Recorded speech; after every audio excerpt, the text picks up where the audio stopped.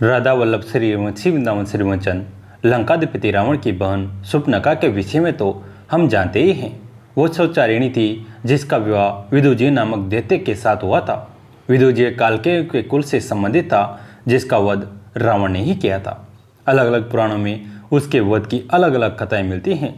किसी पुराण की कथा के अनुसार कालकेयों से युद्ध के दौरान अनजाने में रावण के द्वारा उसका वध हो गया था, तो वहीं एक पुराण की कथा के अनुसार वह स्वर्गलोक में आक्रमण के समय विदुजी को अपने साथ स्वर्गलोक ले गया, जहाँ पर उसका वध हो गया। रामानंद सागर के रामायण के अनुसार जब शूर्पणखा ने विदुजी से विवाह कर लिया था तो रावण ने लंका में आने पर उसका वध कर दिया था। तब उसने विदुजी को लंका की रखवाली के लिए नियुक्त किया था, किंतु विदुजी ने ऐसा सोचा कि क्यों ना वह समस्त माया विद्या सीखकर लंका पर आधिपत्य स्थापित कर ले। इस उद्देश्य की पूर्ति के लिए वह पाताल लोक चला गया और तमाम तंत्र विद्या, माया विद्या, उच्चाटन, तात्रण आदि सीखने लगा। किंतु जब रावण वापस आया और उसने विदुजी के लिए कि इस विश्वासघात का पता चला, तब वह क्रोध में आग बबूला होकर पाताल लोक गया और खंडक के द्वारा उसका वध कर दिया।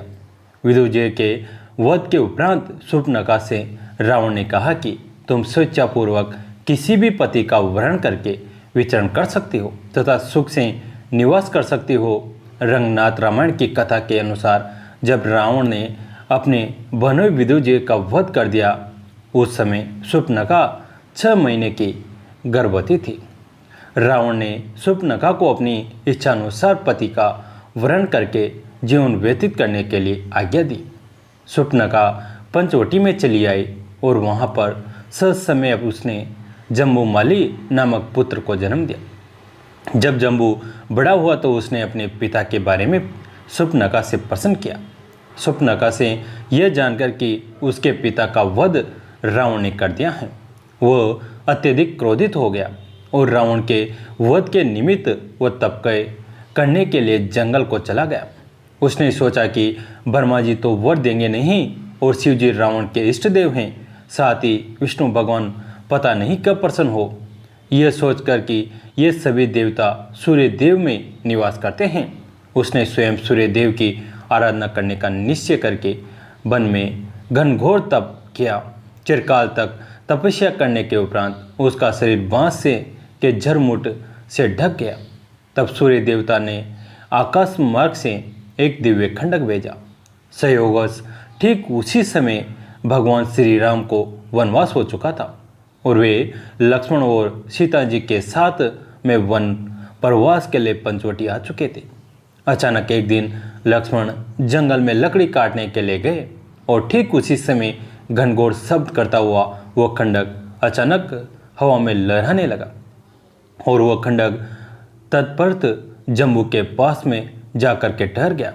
खंडक से आवाज निकली कि हे जम्बू कुमार, आप धन्य हो, आप ये खंडक स्वीकार करें, श्री सूर्यदेव ने मुझे भेजा है।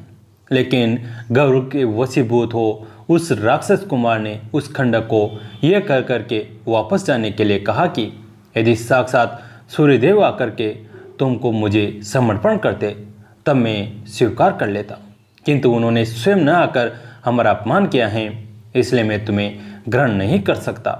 तुम कहीं भी जाने के लिए स्वतंत्र हो। ठीक उसी समय लक्ष्मण भी वहां पर पहुंचे और इस घटना से अनजान उन्होंने उस दुर्लभ और चमचमाते खंडक को अनायास ही हाथ में पकड़ लिया। फिर उन्होंने उसकी परीक्षा लेते हुए अचानक ही बांस से बने झुरमुट पर प्रहार कर दिया। तत्काल ही एक मुनि कुमार 2 टुकड़े होकर छटपटाता हुआ दिखाई दिया।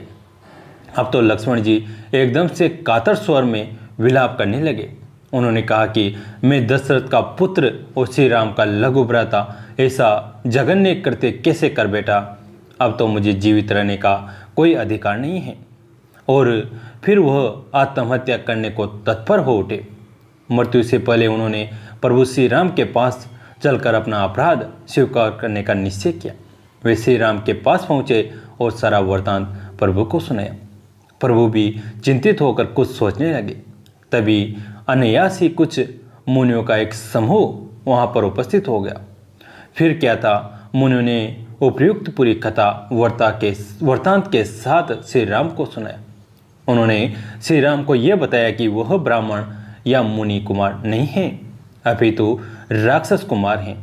वह महान प्रतापी और क्रूर लंकाधिपति रावण का भांजा तथा शूर्पणखा का पुत्र हैं, और अगर वह खंडक खुद उसके हाथ में आ जाता तो वह सारी मानवता का विनाश कर देता। तो देव, वह जो हुआ वह अच्छा ही हुआ, और इस तरह से अपने मानवता की रक्षा की है। आप शोक त्याग दीजिए हे राघव, आपके कुल के किसी भी व्यक्ति से भूल से भी किसी निरपराध की अकारण हत्या नहीं हो सकती है। फिर ऋषियों ने श्री राम से शूर्पणखा के बारे में विस्तार के साथ बताया। शूर्पणखा अपने तत्फर्त पुत्र की देखभाल बड़े मनयोग से करती थी। इस घटना से अनजान शूर्पणखा रोज की भांति मिष्टान फलों अन्य पकवानों को कटोरे में भरकर अपने पुत्र जम्बू के पास गई, किंतु वहां पर उसके शरीर को टुकड़ों में देखकर वह अर्थनाद करने लगी।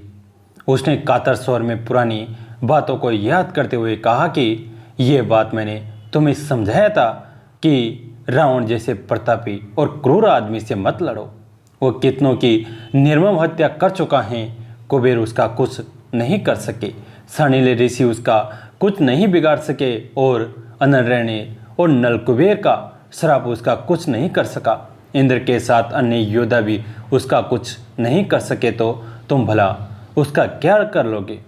किंतु देववश तुम माने नहीं, और हाँ पुत्र, मुझको पुत्र विहीन करके इस विधवा नारी को छोड़ करके चले गए। ऐसा विलाप करते हुए वह गुस्से में आग बुबला होकर मुनियों का अनिष्ट करने की इच्छा से उनके पास गई, और मुनियों से यह कहा कि तुम लोग अब प्रसन्न हो जाओ, क्योंकि मेरा पुत्र तुम लोगों की वजह से मारा गया, लेकिन मैं तुम लोगों का सर्वनाश कर दूंगी।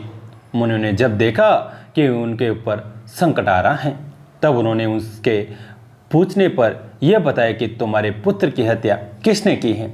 अपने पुत्र के हत्यारे के बारे में जानकर शूर्पणखा क्रोध में पागल हो गए, और लक्ष्मण के पद चिन्हों का अनुसरण करते हुए वह श्री राम की कुटिया की तरफ बढ़ गए।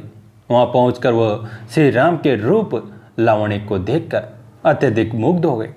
पुत्र शोक को भूलकर कामातुर शूर्पणखा ने श्री राम से शादी का प्रस्ताव कर दिया। इसके बाद में श्री राम ने कहा कि मैं तो शादीशुदा हूँ, तुम लक्ष्मण से बात करो।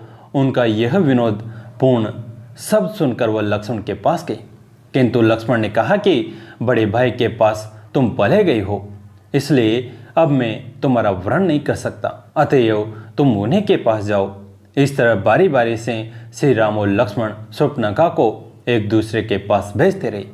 अंत में वह क्रोध से व्याकुल होकर के ऐसा कहा कि तुम जिस सीता की वजह से मुझे ठुकरा रहे हो, मैं उसी का भक्षण कर लेती हूँ। ऐसा कहकर वह भयानक रूप धारण करके सीता की तरफ झपटी। सीता की तरफ झपटते हुए देखकर श्री राम ने लक्ष्मण को इशारा किया। तत्काल श्री लक्ष्मण जी ने खंडक निकाल कर के शूर्पणखा की नाक और कान काट दिए, और इस तरह कुद्रूप होकर के शूर्पणखा अपने संरक्षक खर और दूषण के पास चले गई। उसके प्रतिशोध की ज्वाला में अंत में खरदूषण ही नहीं अपितु रावण का पूरा कुल ही नष्ट हो गया। यह कथा अन्यत्र कहीं नहीं मिलती, यहाँ तक कि श्री रामचरितमानस, वाल्मीकि रामायण या किसी अन्य ग्रंथ में भी इसका उल्लेख नहीं है। वाल्मीकि रामायण में लंका के सेनापति प्रस्थ के एक पुत्र का नाम भी जम्बूमाली बताया गया है, जिसका वध हनुमान द्वारा हुआ था। यह ध्यान रखें कि ये दोनों जम्बूमाली अलग हैं। शूर्पणखा के इस पुत्र की कथा केवल रंगनाथ रामायण में उपलब्ध है। दक्षिण भारत के कंब रामायण में भी शूर्पणखा के पुत्र के विषय में कुछ ऐसी ही कथा मिलती है, किंतु उस ग्रंथ में उसका नाम शंभु कुमार बताया गया है। जय श्री राम। कैसी लगी आज की कथा? अगर अच्छी लगी तो इसे अपने दोस्तों के साथ, फैमिली के साथ शेयर करें। कहानी अंत तक सुनने के लिए आप सभी का तहे दिल से धन्यवाद।